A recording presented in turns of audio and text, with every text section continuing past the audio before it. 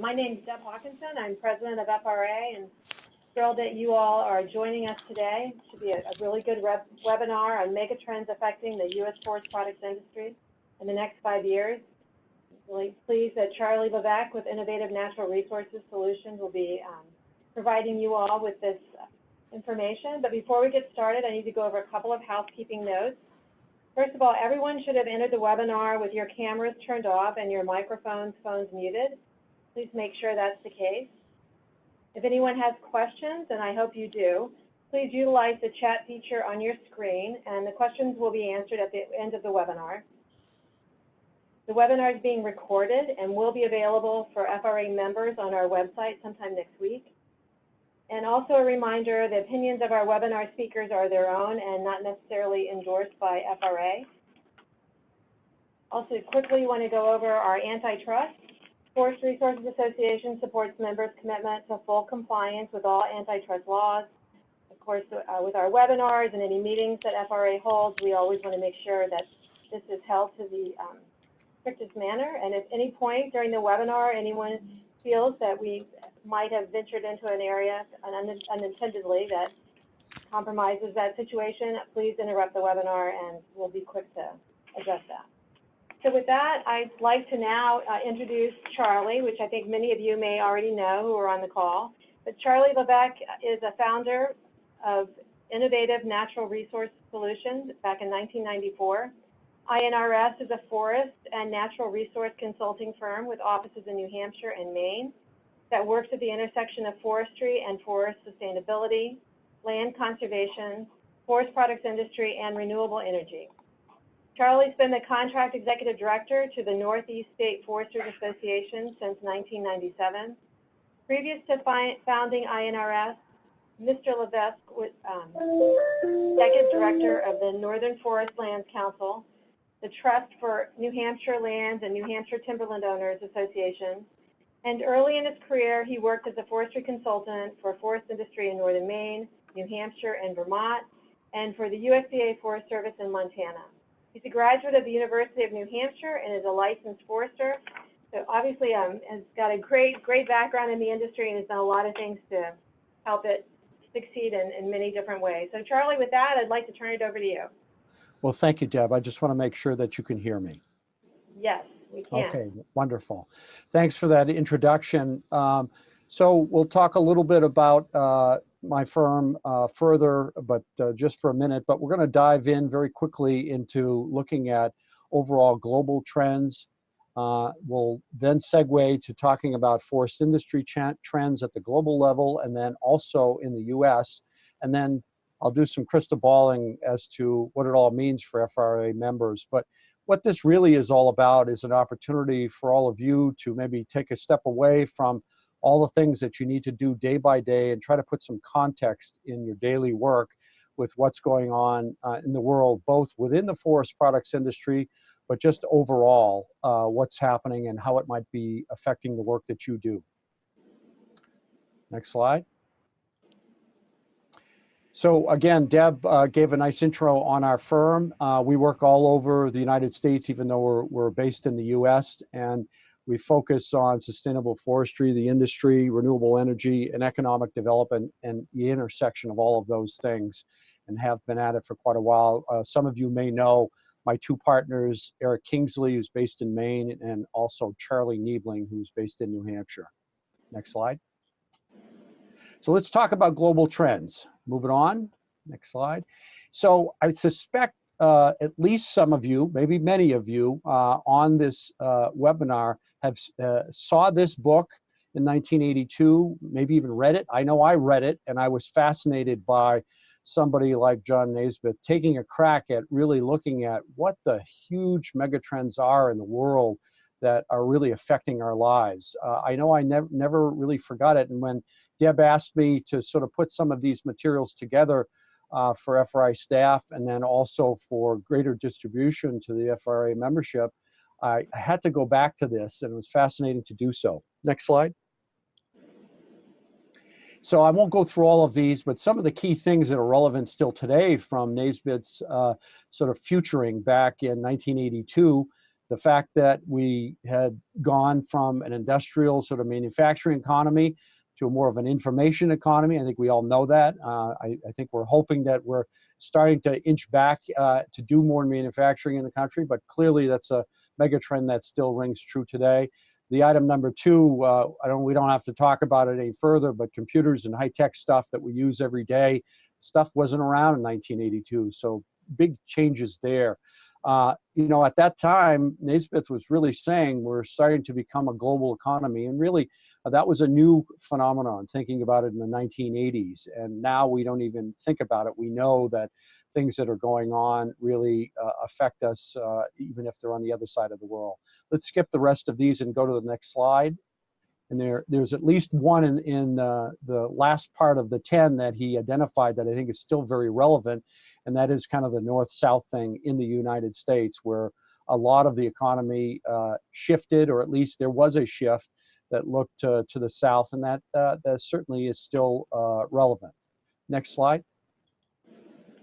So then they want to take another crack at this, and so in around the year 2000, they kind of revisited all that work that got done in really the late 70s leading up to the 82 publication of Megatrends to take another look at things. And two particular things from the top 6 that came out of Megatrends 2000 are those that are highlighted here, that the global economic boom that really got identified in Naismith's first book continued, and that trading of products worldwide continued into the 90s and obviously continues to this day. And they also identified the early stages of the rise of the Pacific Rim, which we'll talk about a little bit more as we go through the slides. Next slide, please. So what we've done in trying to put this together is really reached out not only to what happened back in when Naismith published the first book and the second book, but really looked at the futurists who are out there today, because there are many folks who are thinking about what's going on in the world and how it affects various parts of our life. And so we kind of dug in very deep on all that's out there to come up with some of the trends that you'll see as we go through this presentation. And so it's really our synthesis of all that's out there and trying to get it down to some bites that maybe are chewable here in just a few slides. So next slide. So here we go, talking about global trends.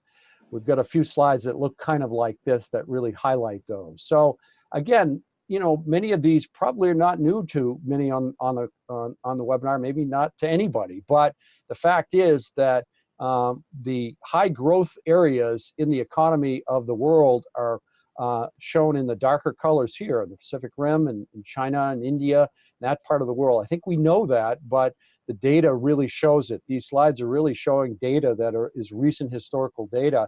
Not that we're not growing in the United States and North America. We know we are at a moderate pace, but the big growth that's happening is happening on the other side of the world. Next slide. Huge demographic shifts obviously are happening and are going to continue to happen. The biggest thing is that the developed countries of the world, the US included, are getting very, very much older in their population demographics. The predictions that are coming out of the UN looking at world population is really suggesting that by 2050, the developing, all the countries in the world will, have 21% of their population or more at least age 60 or more. And if we could break that down further to look at developed countries versus developing countries, we're going to see that our country and the other developed countries of the world are going to be a much higher percentage of that for an older population. So obviously that affects what we do in the supply chain in the forest products industry in a major way, because we need workers, and we need workers who are capable of doing a lot of physical things. And so I think you all know that we're in a labor crisis of sorts, and we're going to talk about that a little bit more, but this is really where it's coming from. We have an aging population, and that trend doesn't seem like it's going to change at any great time. And those countries that are developing clearly have younger populations, but they're also aging as well. But our developed countries are clearly going to be getting much older than we are at this point in time as time goes on in the next few decades. Next slide, please. And then another mega trend that's happening is that populations around the world are urbanizing. In other words, folks who are living in rural areas are tending to move towards urban areas and urbanizing areas. US and North America, not so much, but the darker countries in this slide really show where those trends are really happening in a major way. And the UN really is predicting that by 2050, 72% of the whole world population will be living in urban areas. Obviously, what we do in the forest products industry is largely in rural areas, and so it's certainly going to affect us, maybe a little less in the United States because the shift isn't so big, but the fact is that worldwide, these populations who are going to be increasingly not familiar with what's going on in the rural areas are going to be concerned with what we do in the forest in this part of the world and other parts of the world, and that's going to affect what we do in the forest products industry in the US. Next slide, please. Thank you. So, the rise in technology. Naismith certainly touched on it back then, but what's happened, I don't know that any of us, could have predicted. I suspect that probably more than half of you are looking at your smartphones as we're doing this webinar, and it's just what we do these days, right? Not just the young population, but everybody. We can't get off of these smartphones. Clearly, the most amazing technology that we've seen in our generation. And the fact that this little phone that's sitting in your hand is, a dozen times faster and has, hundreds of times the memory of the 1980s supercomputers is totally amazing. You probably couldn't have predicted it, but the fact is that it's here, and it's ubiquitous, and it affects every single thing that we do. Secondly, not just the computers themselves, but the fact that we're connected to each other over computer networks, over the internet in a major way is phenomenal. The predictions are just that by next year, for every person on the planet, there'll be 6.5 connections to the internet. That's for every person on the planet, where we're suggesting we'll be at over 7.5 billion people. There'll be over 50 billion individual connections to the internet. That's with a phone and computer and other devices that we have. And so we are connected in a way that certainly Naismith could never have predicted back in the 80s, and it affects everything we do, and clearly everything that we do in the forest products industry as everyone else. Next slide, please.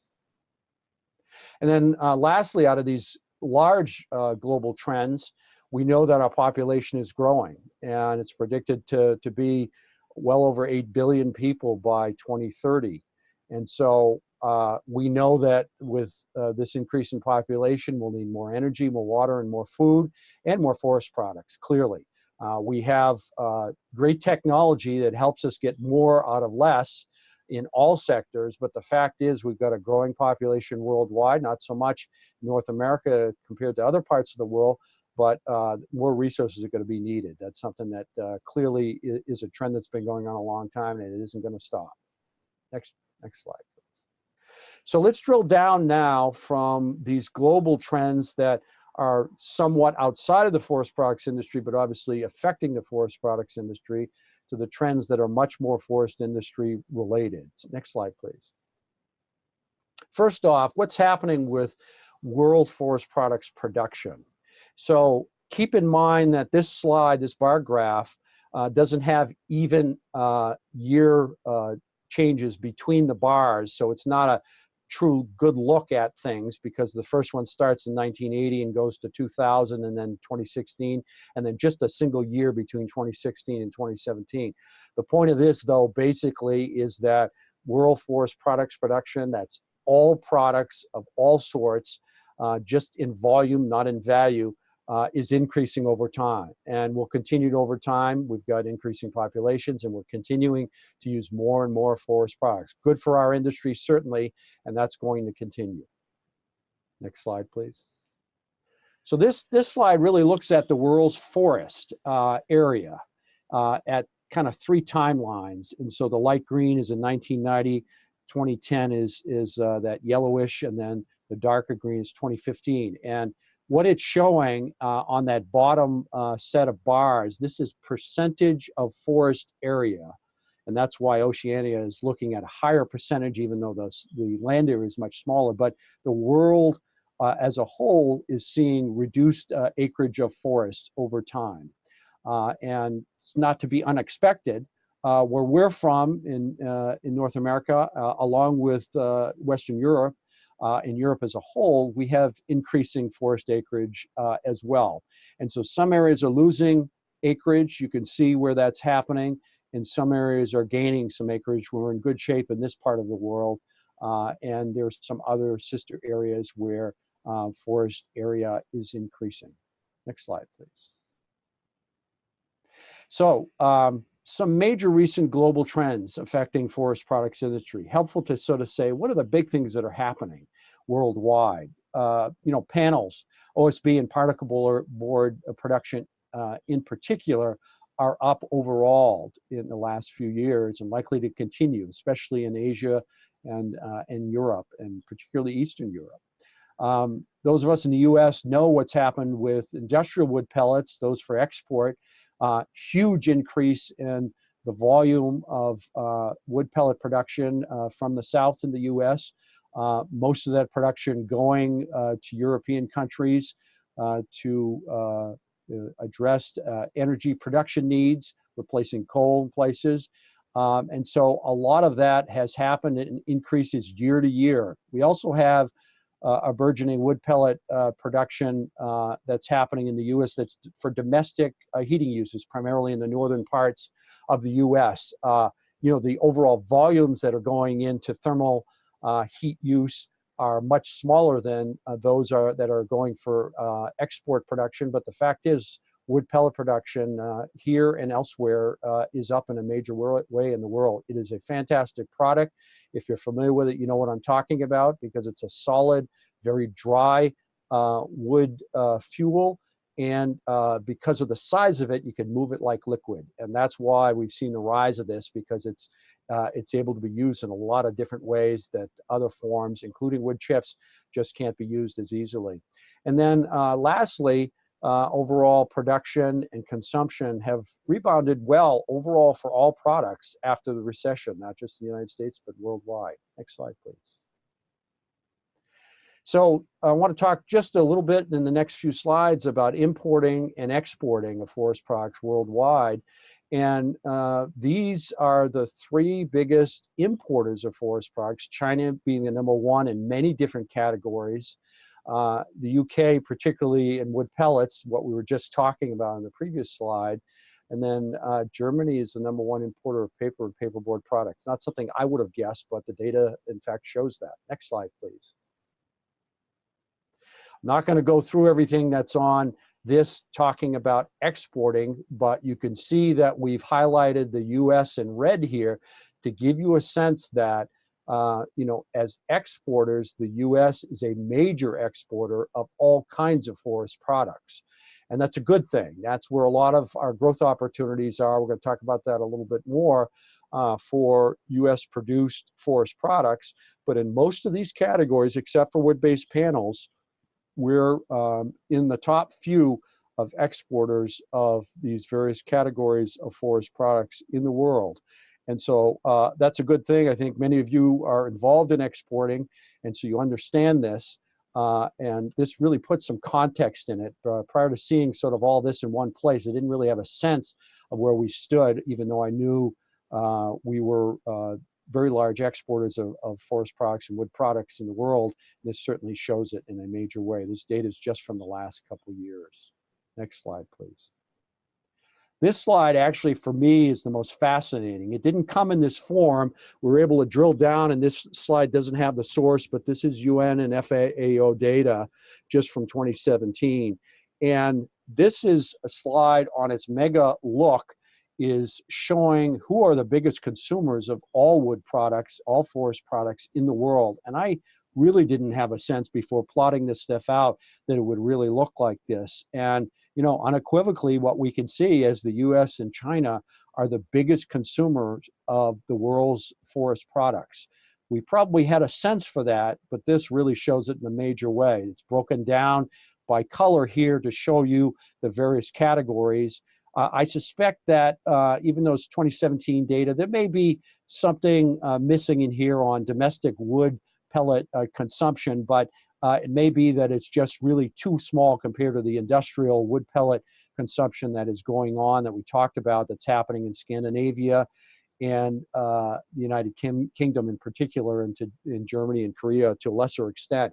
But the fact is very clear that the biggest markets in the world for forest products are in the US and China relative to others. Not that we don't have good opportunities to export elsewhere, but this really tells a picture that I think nothing else can in looking at imports and exports and where the US stands relative to the global forest economy.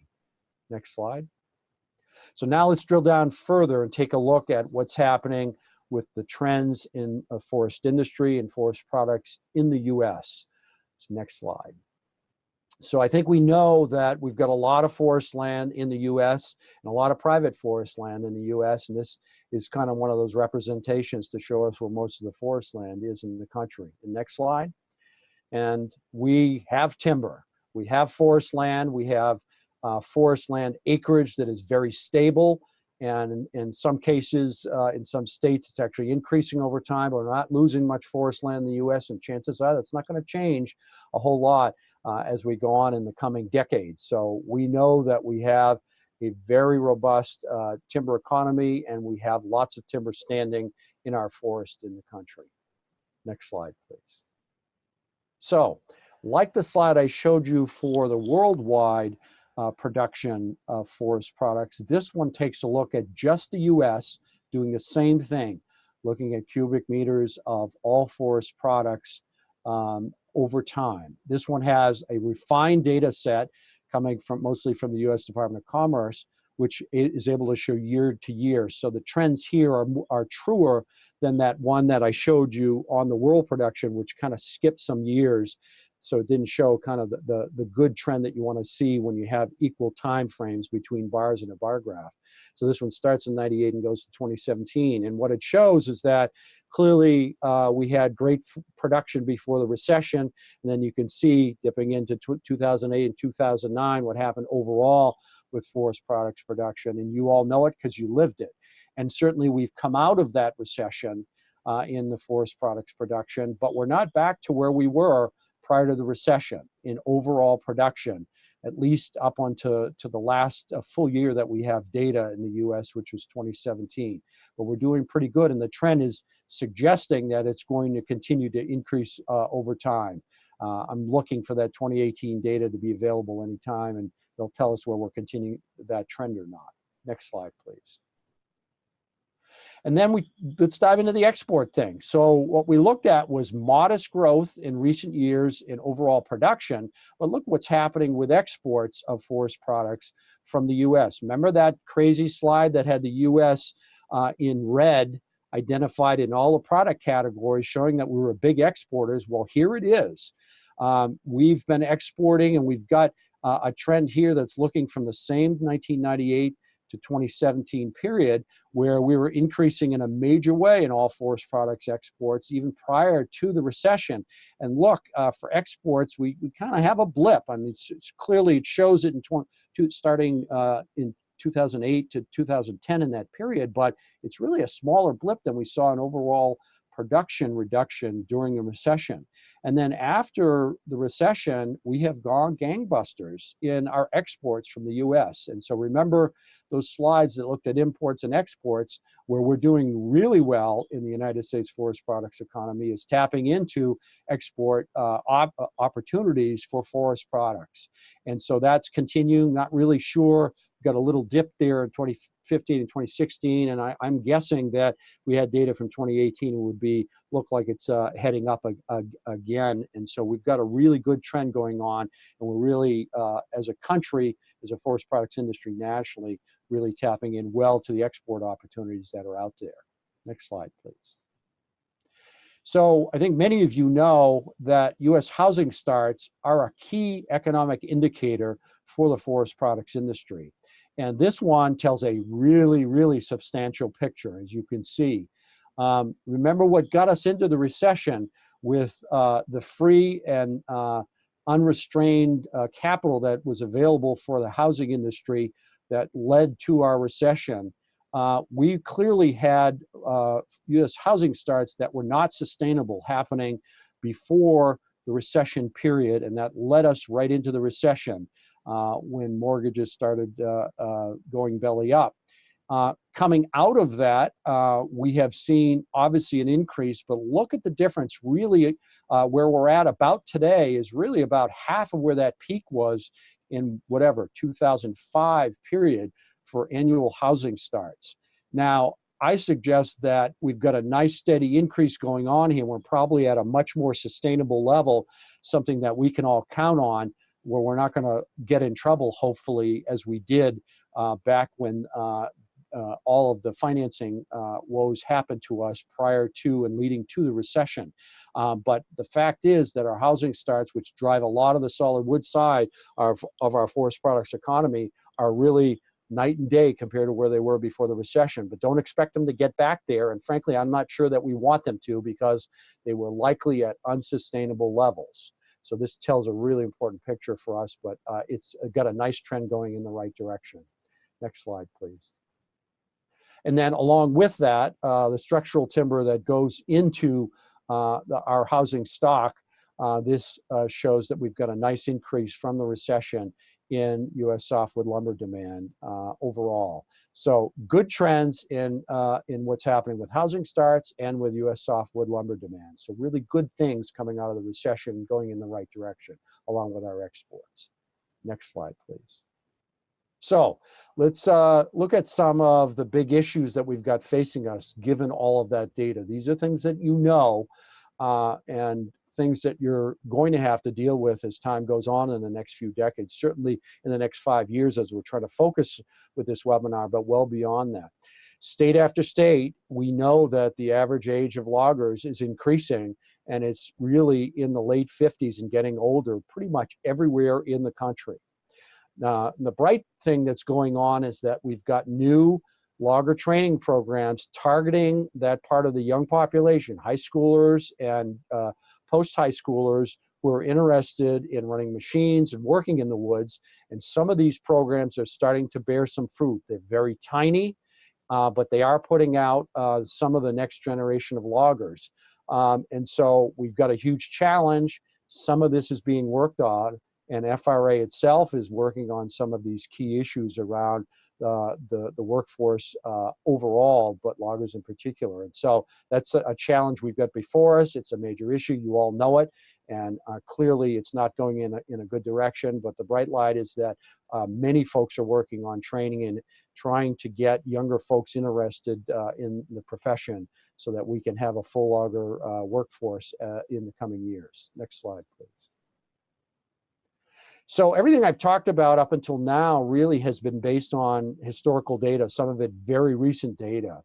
What I'm going to do now is really take all of that and the futurist thinking on what's going to happen and really take a look at what will likely happen, or at least what I think is likely to happen in the next 5 years and maybe to 10 years.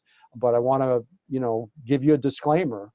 Anybody who's in the business of doing any kind of predictions is on thin ice. And the one fact that we know for us folks who sort of take a road down and doing some crystal balling is that we're going to be wrong. The question is, are we going to be wrong in a big way or in a small way? Hopefully what I'm going to share with you is going to be reasonably on mark, but these are predictions, and keep them all with a grain of salt. Next slide, please. So some of these we've talked about, but let's go through some of those key and big factors and trends affecting the U.S. forest products industry as we go into the next 5 to 10 years. Obviously, we just talked about the aging logging sector, and you also know the issue we have in a similar way, just a lack of the number of truck drivers we need and the lack of trucking overall. Both bringing product out of the wood in that part of the supply chain, and other parts bringing more final product to market. So labor overall is a huge issue for the forest products industry, and it is a huge issue for every industry, both manufacturing, otherwise in the U.S. We have a labor shortage. And so in an industry that requires somebody to work long hours and do hard work, makes it doubly difficult for us to address that labor issue. But there's some efforts that are going on that are trying to do that. Next bullet, please. There's been serious Asian and Canadian investment in U.S. forest products manufacturing, and that is continuing as we speak, and it's going to continue in the next 5 to 10 years without question. There's a lot of capital available, and whereas what's happened in the past, and you see those export numbers we looked at, people in other parts of the world were satisfied with buying our finished products. Now they want to own the manufacturing side of it in the U.S. And that trend is going to continue. And there's lots of capital available, and it's happening as we speak. Next bullet, please. We know that there's all kinds of stuff going on with trade, tariffs, trade agreements, both in North America and other parts of the world. And that wonderful growth we saw in export markets since the recession is getting affected in a major way in our export markets. And so that hasn't been resolved. It's likely going to continue in a major way. Hopefully it will be resolved, but it's sitting out there and affecting us in a major way. Next bullet, please. So there are some bright spot new markets. We didn't talk about mass timber or cross-laminated timbers, the CLT I've got here. So there's some neat things happening with that in the solid wood side. Right now, it's very small. There's a lot of talk going about it, and I suspect in your email and other feeds that you're working on and how you get your information day to day, we see stuff about CLT and mass timber all the time. But keep in mind, it's a great promising new trend, but it's very small now, and it's going to increase over time as architects and others find that they can make big buildings with wood. In fact, they're much more attractive and they're cheaper to in fact, construct. But the fact is, it's a pretty small part of the market and will continue to be for a while. But the good thing is that it's on the increase, and it's starting to snowball a bit, particularly in the Pacific Northwest, but it's happening all over the country, and we're seeing new buildings being put up all the time. I talked about pellets before. Obviously, huge increases in that export industrial market for producing electricity in Europe as a substitute for coal. In the US overall, in the cold weather states, we are seeing increases in domestic pellet production as well for thermal purposes for heating both residential and commercial buildings. And it's a fantastic fuel, and we'll see those increase as well. But the overall production is really large in that export market, so that industrial pellet sector, which is centered in the Southeast US. And then, as I said, the modern wood heat has increased and will continue to increase. And if we see increases in fossil fuel prices that go into whether it's fuel oil, which is big in the Northeast and other parts of the country, propane and natural gas, then we will see a lot more in the way of using wood for wood heat in both pellets and chips, even in the small scale stuff. And so it's a nice trend that we're seeing, not all that large, but a nice trend. Next bullet, please.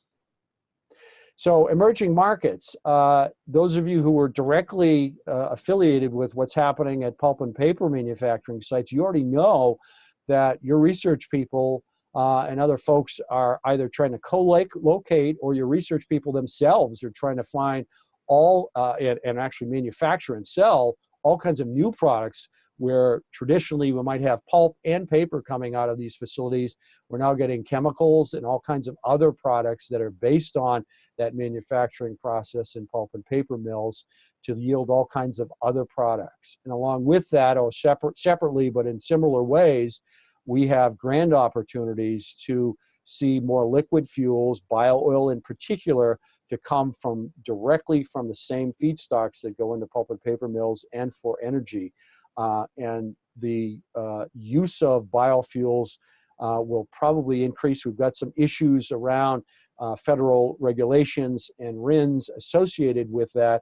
However, we're seeing increases, and we will see more increase that can replace our current fuel oils in those facilities that use number 2 or number 6 fuel oil with liquid biofuels. And hopefully we'll get some significant manufacturing of those liquid fuels in the US in the coming decade. And we believe we'll see some startups on that pretty soon in the US. It's happening in Canada, and it'll likely happen here. Next bullet, please. Well, this is a controversial one, but you know, the pundits in the economic world are really saying that we're likely to be seeing some kind of recession, economic downturn, whatever you want to call it, in the next 5 years. That will affect, obviously, housing starts and everything that we've been talking about so far. Will it be big or small? That's clearly the unknown. But we've had a really substantial period of economic growth coming out of the recession. And inevitably, that's going to end at some point, and at least at this point, those who are experts in this field are seeing signs that that may in fact happen at some level. Hopefully it won't be substantial, but it's something to keep in mind on what's on the horizon. And if you're reading Wall Street Journal or any other financial sources of information, you're seeing folks touch on this almost daily. Next bullet. And then, you know, as time goes on, we'd like to see increased production, and we may if we deal with some of the issues around export opportunities, but U.S. forest products as a whole are kind of at a leveling place, maybe slight increase over time, and what will determine whether or not we're going to see increase in opportunities for production of forest products in the U.S. is whether or not we in fact head into some kind of recession or downturn, and number two, whether or not our export opportunities increase or decrease, and whether all of what's going on with tariffs and trade issues get resolved in the next few years. So it may be a bright next 5 years, but it's clearly uncertain, and it's more likely that our production is not going to increase in any great way during that period. Don't forget, though, it's substantial, and those bar graphs that I showed you shouldn't denigrate what I just said. We produce a lot of forest products in the United States. Remember that slide with all the crazy names on it in the U.S. in red? We do a lot of export, and we do a lot of domestic production and consumption. And that other slide of bar graphs I showed you with China and the U.S. are huge consumers. So this particular bullet shouldn't be seen as a negative. We're very large in forest products, and we may increase slightly, and we may even do even better than that, but it's a little bit uncertain for the next 5 years. Next slide, next bullet.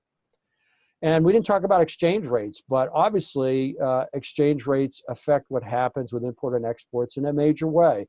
And those are constantly changing, and sometimes they're in our favor and other times not so. And once we hopefully work through the tariff issues and the trade issues that we have, hopefully we'll find favorable exchange rates that allow us to continue to export as we have, and maybe even increase exports as opportunities abroad increase. Next bullet. And then we haven't talked about carbon, but you know, the lot's going on with carbon, and the fact that we've got a huge forest resource in the United States and North America as a whole, but in the U.S. in particular.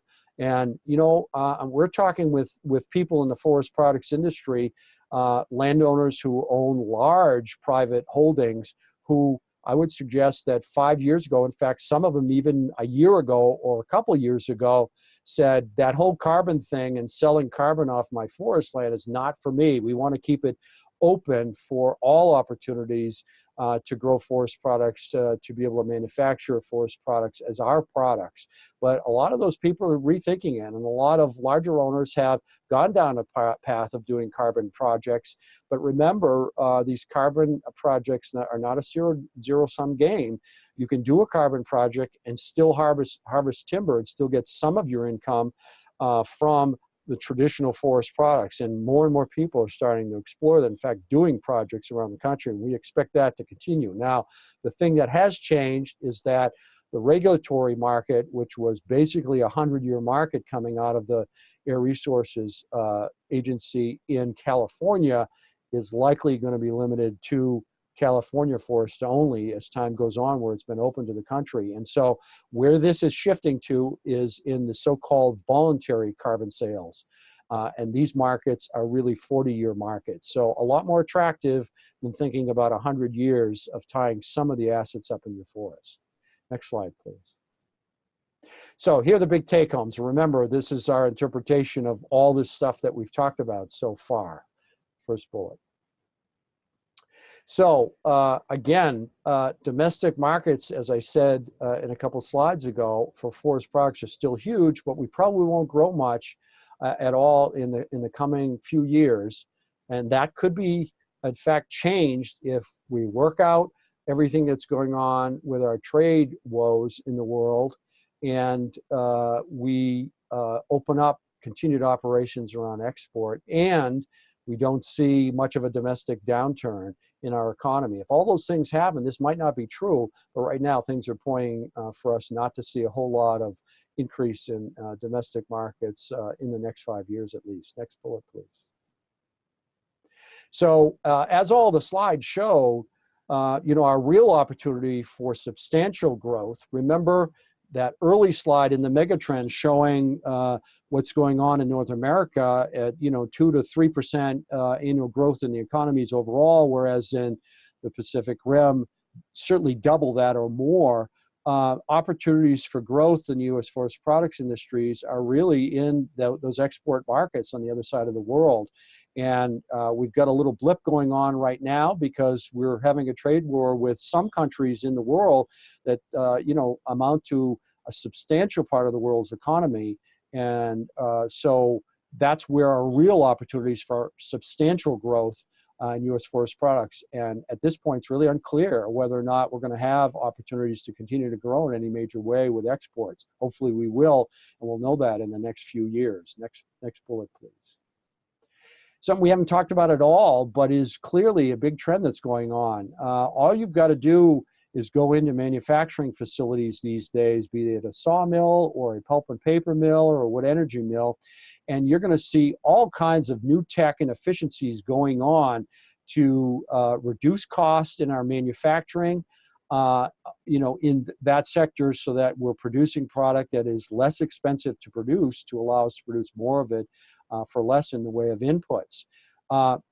That's happening and should be happening everywhere in the supply chain in the forest products industry. We're seeing less of this happen in the supply chain from really getting the forest, the forest products out of the forest all the way to the mills where this is starting to happen. There's grand opportunity there, and somebody needs to grab onto this to provide the opportunity to garner those same efficiencies and cost reductions that we have seen in the manufacturing side of the forest products industry in mills.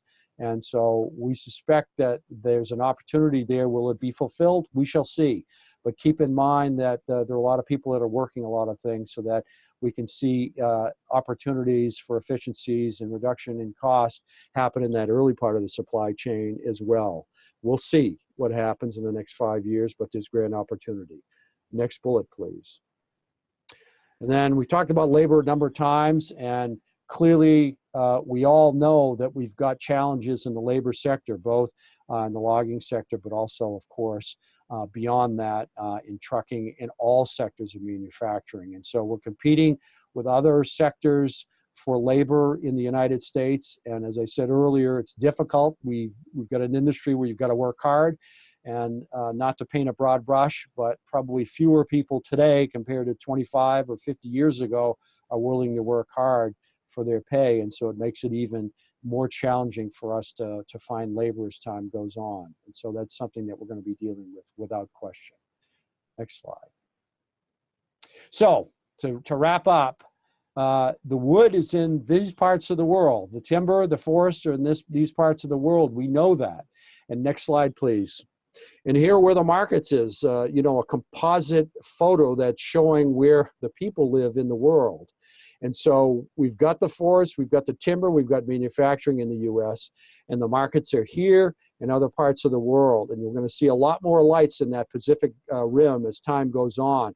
And the real question is whether or not we can take advantage of opportunities in exports, and we can work out our issues in the way of trade so that we can continue to see a strong and robust forest products industry in the supply chain that gets timber from the woods to market over time.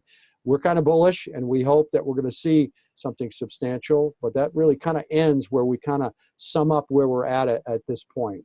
Some bright spots likely to happen, but we've got some challenges in the next 5 years. Thank you. Charlie, thank you so much. I know on behalf of everyone that's on the call, we appreciate you taking the time to deliver this presentation, and I liked how you kind of wrapped it up. There's some bright spots and there's some challenges ahead, and I really think you've laid that out nicely for everyone. So with that, I'd like to open it up to questions. give you all a few minutes to type up any thoughts you have or areas where you might like to get more information from Charlie.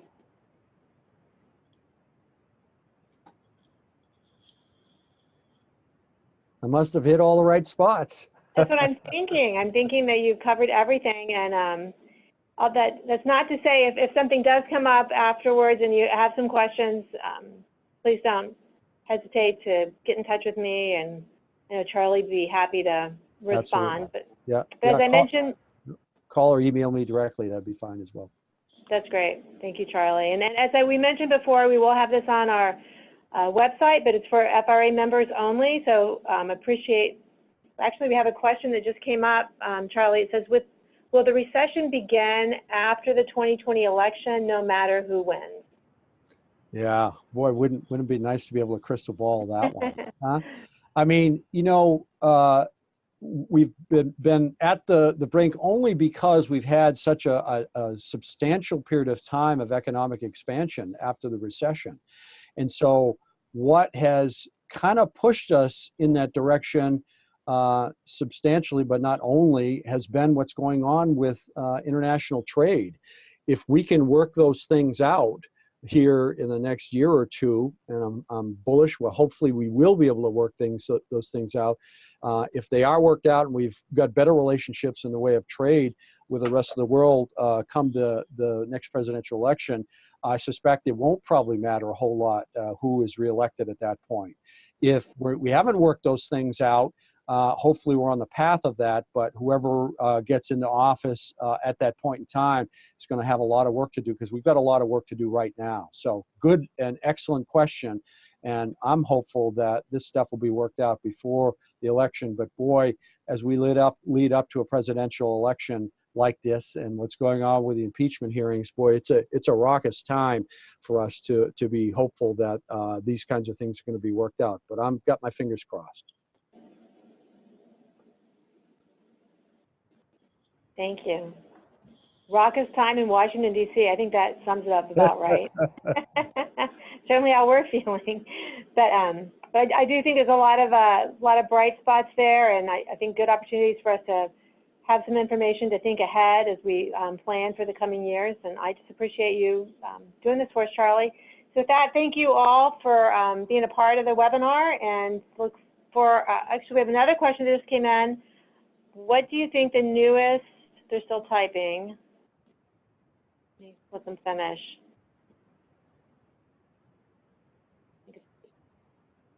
John, if you could finish your question. So far, okay, here we go. What do you think the newest and hottest forest product is in 2020? Yep. Yeah, so the question I would have to ask you, and you're not going to answer it, would be, are you looking for things that are new and we know are going to expand but might be small in terms of overall production, or what's going to be substantial production, going to use a lot of timber in the process? You know, there are kind of two categories of that. If we were able to crack the opportunity of getting really large-scale biofuels produced from really wood chips, because that's where they're being produced. The Canadians have figured this out and are exporting biofuels made directly from wood chips in the U.S. There's a tremendous opportunity because we use so much fossil fuels for heating buildings.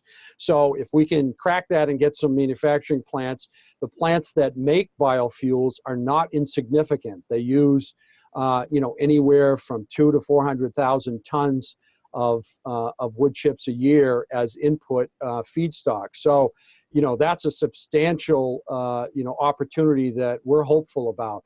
But this whole mass timber thing is a grand opportunity as well. But at this point, the scale of that is nothing like that.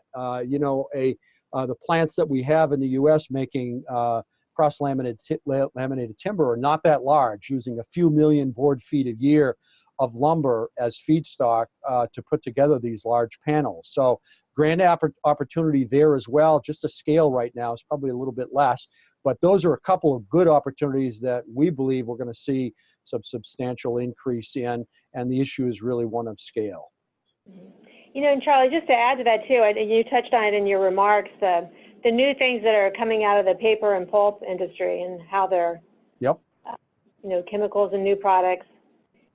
So we've got another question here. In the use of roundwood dead in the long term? Is the use of roundwood dead in the long term? The trends point to increasing use of fiber in various forms, further commodifying of any historically high-value wood products. I'm still here. I'm just reading it as well. Sure, good. So, Yeah. you know, what's happening in pulp and paper and converting solid wood into other liquid fuels and chemicals is where a lot of things are going. People, you know, predicted that we'd be doing this kind of thing, you know, back 50 or 60 years ago. We just haven't really gotten there, but we're there now. And, you know, chances are we're going to see using fiber for all kinds of forms. And so does it turn it more into a commodity? If I'm trying to understand the question, the input fiber, is it going to be more of a world commodity based on that? You know, I mean, I think we know that low value products, shipping them on the other side of the world is a difficult thing. And so chances are for a lot of those lower quality ones, probably not. But in high value wood products, you know, clearly if we're dealing with our issues around export and trade, there are grand opportunities for continuing increase you know, fiber in the way of roundwood around the world, because we still have the timber here in the U.S. and North America, and others want it. So clearly our opportunities there. I'm not sure I answered the question, but that's the best I can do. That certainly sounded good to me. I know every time I start to close this up, we get a question. I mean, I'm going to give it a couple, just another minute here, and then we'll wrap it up. All right, well, I think that's good. Well, Charlie, thank you again. Appreciate it. And everyone who's on the call, thank you for joining us. And watch for our next webinar, which will be in the, again, first part of the 2020. So with that, happy Thanksgiving to everyone, not too far away, and I hope you have a great day. Thanks again, Charlie. Bye-bye. Take care.